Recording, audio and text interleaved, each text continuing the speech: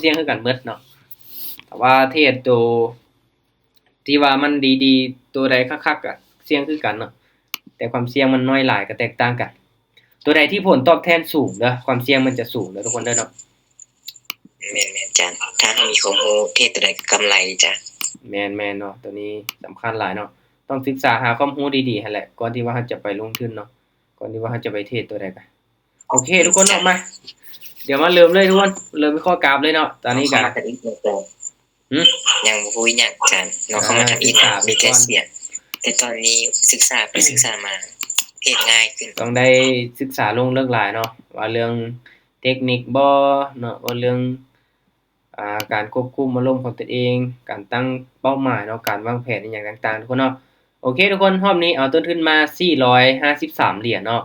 ก็ตั้งเป้าหมาย 10% เนาะ 10% ของต้นทุนก็ประมาณ45เหรียญปลายๆเนาะแต่ว่า20%ก็ประมาณ90เหรียญเนาะ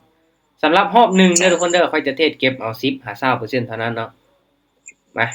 เว้าเรื่องวินัยนี้น้องยักย่อจ้ะงบ 7.4 เหรียญจ้ะเก่งกำไรไปได้100กับ5เหรียญสุดท้ายบ่หยุดติดลบซับจ้ะโอ้ก็นี่แหละจังหวะเนาะก็มันเป็นปัญหาหลักๆที่แก้ยากหลายเนาะทีมงานคอยเป็นมือใหม่กับเอามามื้อนึง2มื้อเนาะเทศได้กำไรแหละบ่ท้อเนาะช่วงแรกๆก็เป็นถ้าเฮาเทศล่ะเฮาอยากได้ไปต่อเรื่อยๆเนาะเทศแล้วมันคักม่วนเนาะเอาไปมาละติดลบเปิดบ่ได้เดะอย่าไปตื่นผู้หนึ่งอาจารย์อันอยู่อันเมียว่ากลุ่มนี่มีแต่เติมบ่เคยเห็นถอนจักเทื่อนะ ยุ่งเลยเนาะจังซี่เนาะเห็นแคปอันรูปส่งอาจารย์เบิ่งมีแต่เติมบ่เคยเห็นถอนนะจังหวะทุกคนเนาะก็ตัวนี้ว่าเรื่องสภาพจิตใจเนาะอารมณ์ความรู้สึกของคนเฮาเนาะอย่าโลภเด้อทุกคนเด้อเนาะถ้าว่าโลภนี่โอ้ยากที่จะไปรอดในวงการนี้เนาะถ้างั้นบ่ต้องโลภเนาะมาทุกคนเนาะเดี๋ยวมาเริ่มเลยเดี๋ยวมื้อหน้าค่อยจะขึ้นมาสอนแชร์ประสบการณ์เนาะให้ทุกคนได้ตั้งคำถามอีหยังคักเนาะสำหรับมื้อนี้เปิดมีตติ้งเทรดเก็บกำไรกันมาสำหรับน้องว่าที่น้องว่าที่ขออยู่รอดในตลาดก่อนแล้วกำไรไว้ที่หลังก่อนจ้ะแม่นๆๆเนาะถ้าว่าคิดแบบนี้ก็โอเคอยู่เนาะเอาให้มันอยู่รอดก่อนเนาะเอามันอยู่รอดก่อนอย่าฟ้าวที่จะหวังกำไรหรือว่าหวังที่จะรวยไว้ทุกคนเอาให้มันอยู่รอดก่อนเอาจักปี1 2ปีแล้วเฮาสิอยู่รอดบ่เนาะรักษาต้นทุนของเฮาได้บ่เนาะตัวนี้สำคัญเนาะทุกคนเนาะโอเคทุกคนเนาะมื้อนี้ข้อยก็สิเน้นในการอธิบายแน่เนาะในการเข้าออเดอร์ก็เป็นการจับจุดเนาะแต่ละออเดอร์เด้อโอเคข้อยจะย้ำก่อนเป็นประจำเนาะทุกรอบสำหรับทุกคนที่เข้ามาร่วมเนาะให้เข้ามาเบิ่งประเทศเป็นกรณีศึกษาเนาะตามได้ส่วนได้เนาะไผที่มีต้นทุนบ่หลายต้นทุนบ่ซ้ำค่อยเนาะบ่แนะนำให้ออกออเดอร์ตามทุกไม้เนาะถ้าว่าอยากออกก็ต้องวิเคราะห์ไปนำกันเนาะวิเคราะห์ตรงให้จังออกตามเนาะแต่ว่าอยากเทรดตามข้อยก็ต้องยอมรับความเสี่ยงให้ได้เนาะเวลาเสียเฮาจังบ่โทษกันเด้เนาะข้อยก็สิวิเคราะห์สุดความสามารถทุกคนเนาะการเทรดมันก็มีได้มีเสียเนาะมาเอาเบิ่งนำกันเด้อข้อยก็เชื่อว่าทุกคนก็เทรดเก่งคือกันเนาะเทรดเก่งคือกันเนาะบางเทื่อข้อยเองก็ผิดพลาดได้เนาะ50ปีแม่นๆเนาะประสบการณ์หลายนี่แฮงดีเลยเนาะทุกคนเนาะมาออเดอร์แรกข้อยจะไปอยู่ที่12เหรียญเด้อทุกคนเด้อมาเดี๋ยวเบิ่งนำกันมาเบิ่งแท่งเทียนรอท่าเด้อทุกคนเด้อว่ามันสิลงมาเป็นแท่งเทียนแดงบ่ถ้ามันลงมาแท่งเทียนแดงประมาณนี้นี่มีโอกาสเนาะมีโอกาสข้อยจะเข้าไปที่โอเคออเดอร์ซื้ออีกบ้านนึงเด้อทุกคนเด้อมาตามได้ส่วนได้เนาะทุกคนเนาะออเดอร์นี้เดี๋ยวลองเบิ่งนำกันเด้อสาเหตุที่เขาออเดอร์ซื้อเนาะทุกคนเนาะ1เบิ่งจากเน็ตวอลลุ่มที่สีลงมาเนาะ2เบิ่งจากแท่งเทียนเขียว2แท่งก่อนหน้าเนาะแล้วก็เบิ่งจาก2แท่งแดงเนาะอาจจะเป็นคู่ก็เป็นไปได้เนาะเดี๋ยวเฮามาลุ้นไปนำกันหรือว่าทรงนี้อาจจะเป็นไซด์เวย์หรือว่าจังไดเนาะก็มาลุ้นไปนำกันทุกคนเนาะทุกอย่างอยู่บนพื้นฐานการวิเคราะห์เนาะจักหมายอาจารย์จักหมายละหากเข้าออเดอร์แรกทุกคนเนาะจังได๋โอ้ยคิดว่าสิสลับขึ้นไปเขียวได้เนาะขึ้นไปแต่ช่วงแรกโอ้ทุกคนเนาะลงมาแดงยาวโอเคถ้างั้นนี่เริ่มจับจุดมันได้ล่ะออเดอร์แรกบ่หมานซ้ำมาคูณเงินเด้อทุกคนเด้อเนาะออเดอร์แรกบ่หมานก็คูณเงินโอเคมาจาก12ไป24เนาะทุกคนเนาะเดี๋ยวเบิ่งก่อนเนาะเฮารอจังหวะดีๆเนาะคิดว่าสิเป็นไซด์เวย์สลับเนาะค่อยจะเข้าไปอีกออเดอร์นึงทุกคนเนาะตามขายเด้อออเดอร์นี้ตามขายเนาะตามขายถ้าว่าออเดอร์นี้บ่วินแล้วเฮาสิรอจังหวะเบิ่งเนาะ สิลองเข้าไปจัก2ออเดอร์เนาะตามเน็ตวอลลุ่มเด้อเนาะออเดอร์นี้นี่เป็นแท่งเทียนเขียวเป็นแท่งเทียนแดงมาแล้วก็เขียวภาคโตเนาะเอาเบิ่งนํกันถ้าว่ามันบ่ได้ผลเนาะเฮาก็จับจุดเบิ่งเนาะดีๆมาลุ้นไปนํกันทุกคนเนาะกราฟทรงนี้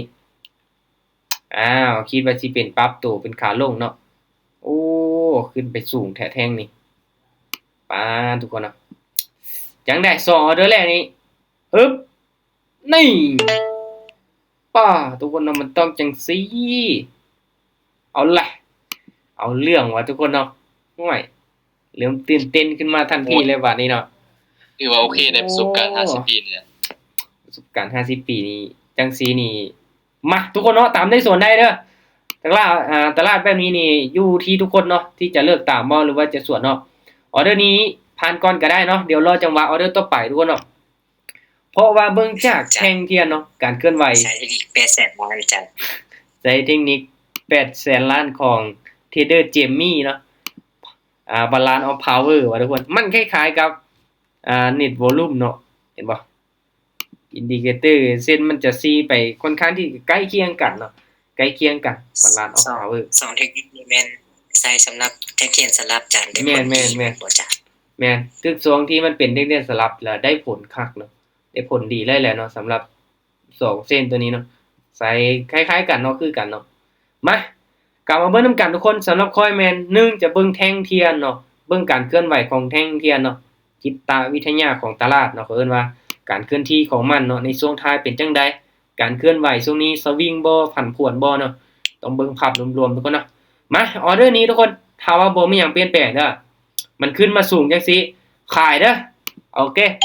ตามขายเลยออเดอร์นี้มีโอกาสพักตัวเนาะก่อนที่มันจะปรับตัวเป็นขาขึ้น ตามการขึ้นไปตามแนวต้านแล้วอาจารย์ มาเดี๋ยวเฮามาลุ้นมานำกันเนาะส่วนนี้นี่มีโอกาสเนาะมีโอกาสพักตัวลงมาเนาะก็มาลุ้นมานำกันวันจะเป็นแท่งนี้บ่ขึ้นไปยอกซื่อๆทุกคนเนาะเดี๋ยวมันก็ลงมา1วิสุดท้ายเนาะฮู้ผลจังได๋มาลุ้นมาเชียร์นำกันคือนิ่งเถอะลูกโอ้ยจังได๋เนาะบัดนี้เนาะโอ้ทุกคนเนาะบ่แม่นละโอ้ยบ่พักตู้3บาทนี่เนาะเห็นบ่ลงมาแท่งนี้โอเคบ่มีหยังเนาะกะตามเน็ตวอลลุ่มนี่บ่ค่อยเข้าเนาะร้านเอา power ก็บ่เข้าๆเนาะมันบ่เป็นแท่งเทียนสลับทุกคนมันเป็นเทรนเนาะมาคูณกันเป็น24เนาะจาก12เป็น24การบริหารทุนนี่แหละสำคัญทุกคนเนาะโอเคทุกคนออเดอร์นี้ขายอีกบ้านนึงขายอีกบ้านนึงโอ้ขึ้นเขียวเสยบาทนี้เนาะมาโถคิดว่าสิเป็นแดงเนาะขึ้นเขียวตอนท้ายทุกคนมาออเดอร์นี้ถ้าว่ามันยังขึ้นไปเขียวต่อนี่ว้ายแสดงว่าเฮานี่จับจุดเนาะกราฟเป็นเทรนผิดแล้วได้เนาะคิดว่าสิเป็นสลับเป็นไซด์เวย์เนาะมันเริ่มปรับตัวเป็นเทรนขาขึ้นแล้วเนาะเห็นบ่เอาเข้ามาทรงนี้พอดีเลยทุกคนเนาะเอาเข้ามาทรงนี้พอดีเลยจังได๋ลงมาได้บ่อุ้ยขึ้นไปสูงแท้ป๊อทุกคนเนาะออเดอร์นี้บ่ลงเนาะเป็นขาขึ้นชัดเจนเลยทุกคนเป็นขาขึ้นชัดเจนเลยเนาะคิดว่าสิลงมาพักตัวแดงเนาะเมื่อกี้นี้มันขึ้นไปเขียวตอนท้ายเนาะแท่งนี้เนาะมายังมีโอกาสได้ทุกคนได้เนาะถึงว่าจะพลาด2ก็อย่ามันแต่ว่าเราต้องรอจังหวะดีๆเส้นตัวนี้ตัดขึ้นเนาะมันตัดขึ้นในจุดนี้เนาะโอเคผ่านก่อนเด้อทุกคนเด้อเดี๋ยวค่อยจะรอจังหวะดีๆเนาะอีกออเดอร์นึงเนาะถ้าว่าบ่มีหยังผิดพลาดนี่มีโอกาสเป็นไปได้10 2 24เนาะเดินเงินเบาๆซั่นนี่มาจังได๋ก็ได้ทุกคนเนาะบริหารต้นทุนของเฮาเด้อออเดอร์แรกนี่บ่จำเป็นต้องไปหลายเนาะบ่จำเป็นต้องไปหลายเนาะเฮาอาศัยในการคูณเงินเอาเนาะถ้าว่าไปหลายในไม้แรกล่ะพลาดไปเลยสิยุ่งเด้อทุกคนเนาะทางงานนี้ห้ามออินเด็ดขาดทุกคนต้องบริหารเอาจังได๋ก็ได้โอเคเป็นเทคนิคเขียวมากับ Bitcoin คือเก่าทุกคนมาคูณเงินจาก24เป็น48เลยเนาะ48เลยคูณ2ขึ้นไปได้เนาะออเดอร์นี้ทุกคนเนาะถ้าว่าบ่มีหยังผิดพลาดเนาะถ้าแท่งเทียนแดงเนาะลงมาจังซี่นี่เกี่ยมเลยเนาะเกี่ยมเลยออเดอร์นี้มีโอกาสเป็นไปได้สูงเนาะโอเคเข้าไปที่ออเดอร์ซื้อเด้อถ้าว่าบ่มีหยังผิดพลาดตามซื้อเด้อทุกคนเด้อออเดอร์นี้มีโอกาสสลับขึ้นไปสูงเนาะมา มันลุ้นมานํกันเนาะถ้ามันเป็นขาขึ้นแท้มันต้องขึ้นไปเขียวได้แท่งนี้เดี๋ยวปรับเส้นอินดิเคเตอร์ก่อนโอเคมาลุ้นมานํกันบ่ว่าทุกคนโอ้ค่อยว่ามันบ่ใช่แหละตินี่ป้าคิดว่าสิสลับขึ้นไปเขียวอีกไม้นึงเนาะโอ้ออเดอร์ที่3ของเฮาพลาดไปทุกคนป้าตัวลงมาแดงโคตรยาวเลยอืมคิดว่าสิเป็นขาขึ้นไปต่อโอ้ลงมาแล้วก็ขึ้นไปต่อเนาะพลาด3ไม้เด้อทุกคนเด้อค่อยยังมีโอกาสอีก2ไม้เนาะออเดอร์นี้ต้องไปอยู่ที่96เนาะ96เหรียญโอเคทุกคนเนาะค่อยจะตามซื้ออีกมั้ยตามซื้ออีกบาทนี้เนาะถ้าว่าไม้นี้เนาะบ่มีหยังผิดพลาดมีโอกาสขึ้นได้เนาะมาต้องได้ตามซื้อขึ้นไปให้สุดล่ะออเดอร์นี้โอ้เมื่อกี้นี้เนาะลงมาแดงยาวสุดมาที่ผ่านมาเนาะเป็น2แดงๆเนาะลงมาแล้วก็พักตูขึ้นไปเขียวอีกโอ้เป็นแนวโน้มขาขึ้นมันสิบ่ขึ้นเขียวบ่ส่วนนี้มาลุ้นเริ่มกันทุกคน Bitcoin จังได๋บ้านิ่งกิ๊บเลยขึ้นไปติลูกขึ้นไปได้บ่โอ้ทุกคนเนาะค่อยสงสัยบ่มาแล้วติช่วงนี้เนาะมานะเบิดเวลาแล้วจังขึ้นไปทุกคนเนาะว้าตัวโอ้เสียดายทุกคนเนาะเสียดายบ่ขึ้นไปจังซี่เนาะอืมโอเคอีกไม้นึงทุกคนเนาะมาออเดอร์นี้คนออเดอร์สุดท้ายเด้อซื้อเด้อจัดซื้อขึ้นไปมาถ้าว่าบ่ขึ้นออเดอร์นี้เฮาก็พักเนาะทุกคนเนาะพักเนาะโอ้ยจังได๋มื้อวานนี้ก็ขาดทุนไป5เมตรติดมื้อนี้ก็เดี๋ยวเฮามาลุ้นเริ่มกันเนาะอุตส่าห์แบบตามเนาะตามซื้อขึ้นไปเนาะแต่ว่าเฮาส่วนเน็ตบ่ลงขึ้นไปเนาะช่วงนี้ก็เป็นแนวโน้มขาขึ้นอยู่เนาะเป็นแดงๆสลับมาเขียวแดงจังได๋ออเดอร์นี้ทุกคนจังได๋เขียวได้บ่ลูกเขียวได้บ่เขียวนั่นก็เขียวอึ๊บทุกคนเนาะแต่ว่าบ่ขึ้นไม้นี่นี่ยุ่งเลยเนาะเก่าหัวเลยเนาะไม้นี่ป๊าว่าเริ่มใจทุกคนเนาะใส่เต็มที่แต่ว่าได้ตามซื้อล่ะต้องตามให้สุดเนาะต้องตามให้สุดเกือบแล้วทุกคนเนาะฮอดไม้ที่5เนาะป๊าตัวออเดอร์นี้ค่อยก็ขายไปก่อนหน้าหั่นเนาะแล้วก็เริ่มมาตามซื้อในช่วงนี้ทุกคนเนาะมาเวลายังอยู่เนาะค่อยจะไปต่อเด้อค่อยจะไปต่อโอ้ทุกคนเนาะสำคัญเนาะสำคัญจับจุดแนวโน้มให้ได้เนาะถ้าว่าสิตามซื้อต้องตามให้สุดเนาะโอ้กับ Bitcoin ช่วงนี้มาจังซี่แหละทุกคนเนาะมันก็บ่มีคำว่า 100% เนาะทุกอย่างมันอยู่บนพื้นฐานการวิเคราะห์เนาะกราฟช่วงนี้ก็ผันผวนแน่น้อยนึงมาออเดอร์นี้มาเบิ่งนำกันว่ามันสิขึ้นเขียวบ่ถ้าเป็นไปได้นี่ต้องตามเนาะต้องตามซื้อขึ้นไปก่อนขึ้นเขียวเนาะโอเคคูณเงินทุกคนเนาะมา12คือเก่าจาก453เนาะตอนนี้ขึ้นมา500กับ2.3 เหรียญเนาะมาถ้าว่าได้ตามต้องตามให้สุดเด้อทุกคนเด้อเนาะต้องตามให้สุดเนาะซื้อต้องซื้อให้สุดขายต้องขายให้สุดเนาะถ้าว่าเฮาจับจุดเป็นแนวโน้มขาขึ้นได้เนาะมาอาจจะเป็นไซด์เวย์เนาะโอเคทุกคนค่อยจะตามซื้ออีกมั้ยตามซื้ออีกก่อนมีโอกาสสลับขึ้นไปเขียวได้เนาะเดี๋ยวมาเบิ่งนำกันเด้อถ้ามันเป็นไซด์เวย์เนาะมีโอกาสสลับขึ้นไปเขียวได้เนาะกราฟตรงนี้ตอนนี้ก็ยังนิ่งอยู่เนาะมาลุ้นมานำกันเพราะว่ามันก็เป็นเด็กๆสลับมาแน่เนาะย้อนหลังเนาะแดงแล้วก็เขียวแล้วก็แดงมาแท่งนี้อินดิเคเตอร์ยังบ่ทันได้ตัดกันลงมาเนาะถ้ามันสิกลับตัวเป็นขาลงนี่มันต้องตัดกันลงมาก่อนทุกคนเนาะจังได๋มันขึ้นนิ่งเดี๋ยววะเฮาออกออเดอร์ไปมันขึ้นนิ่งเดี๋ยวว่าลูกขึ้นเขียวดิทุกคนเนาะมันนิ่งกิ๊บเลยหลังจากเวลาเบิดมันเริ่มขึ้นไปแล้วบัดนี่ทุกคนเนาะมันบ่ใช่ดีจังซี่มาปรับเงินทุกคนเนาะปรับเงินยังมีโอกาสโอเคถ้าเป็นไปได้นี่รอจังหวะทุกคนเนาะโอเค24โอเคเนาะออเดอร์นี้ซื้ออีกบ้านนึงตามซื้ออีกบ้านนึงเนาะถ้าบ่ขึ้นเขียวออเดอร์นี้ เฮาจะเบิ่งดีๆเนาะเฮาจะเบิ่งดีๆว่ากราฟนี่มันเริ่มปรับตัวเนาะเป็นเทรนขาลงแล้วบ่หรือว่าจังได๋เนาะโอ้กราฟเริ่มนิ่งแฮงเนาะ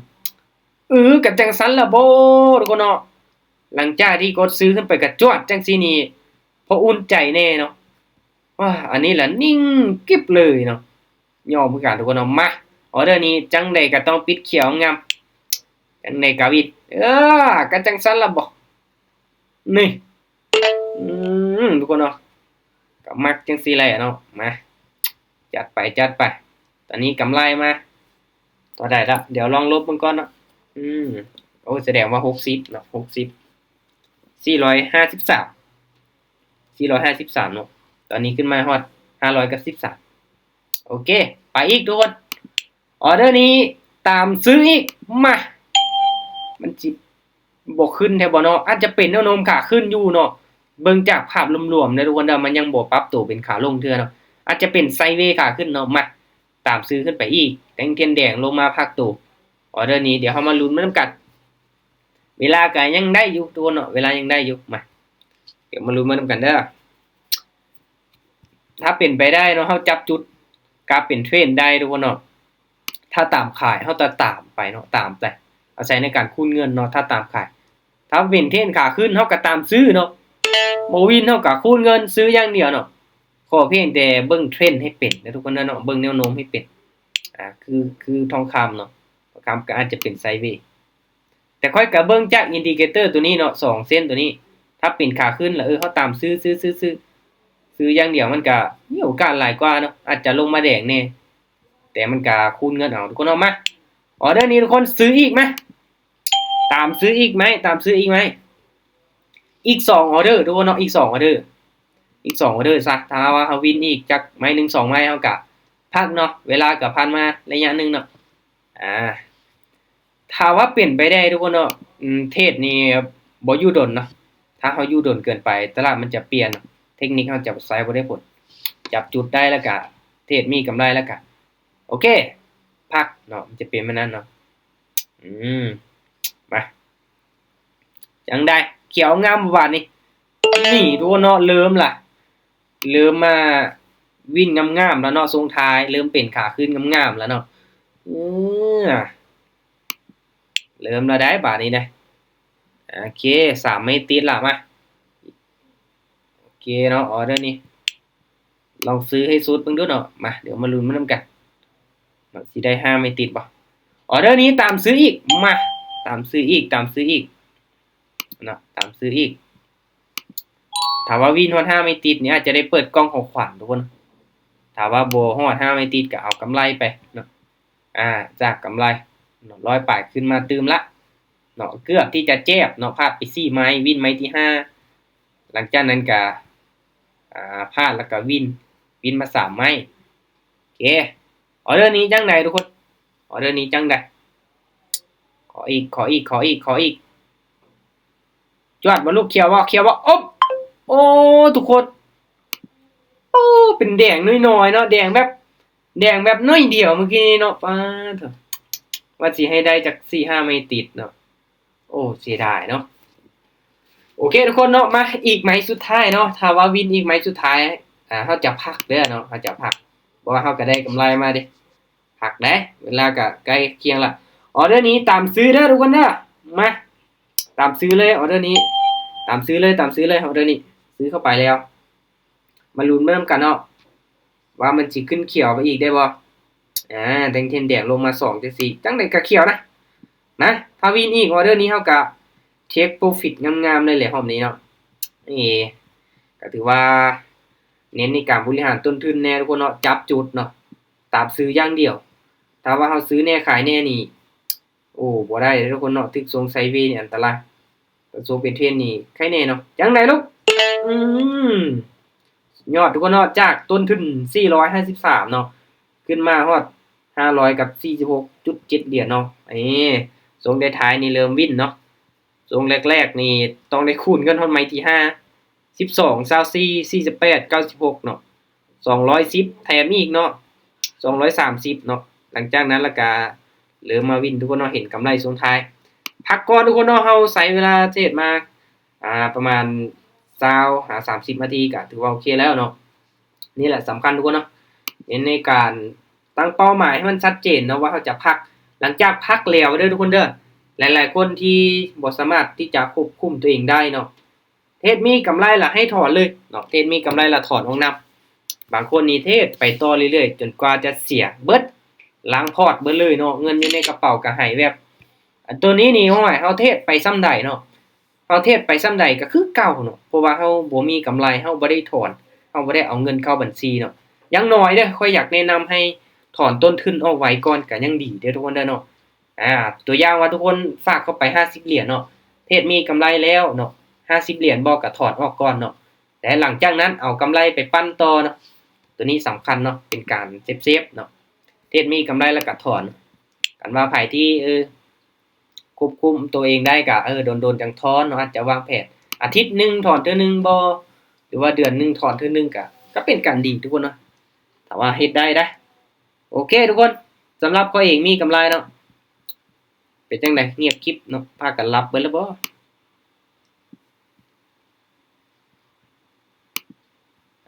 โอเคถ้างั้นก็เอาไว้เป็นมื้ออื่นเด้อทุกคนเด้อเนาะไว้เป็นมื้ออื่นเข้ามาวิเคราะห์การนำกันใหม่เนาะการเทรดมันก็มีได้มีเสียเนาะคือที่เว้าเนาะหลักๆให้เสียอยู่ในแผนเนาะเทรดมีกำไรอยู่ในแผนต้องควบคุมตัวเองให้ได้เนาะหลักๆต้องมีแผนการชัดเจนเนาะเริ่มสวิงแฮงครับช่วงนี้ขอบใจทุกคนที่เข้ามาร่วมทุกคนเนาะทุกๆการลงทุนมีความเสี่ยงให้ทุกคนศึกษาหาความรู้ดีๆก่อนที่ว่าจะตัดสินใจเข้ามาลงทุนนะทุกคนเด้อโอเคเนาะบ๊ายบายนะ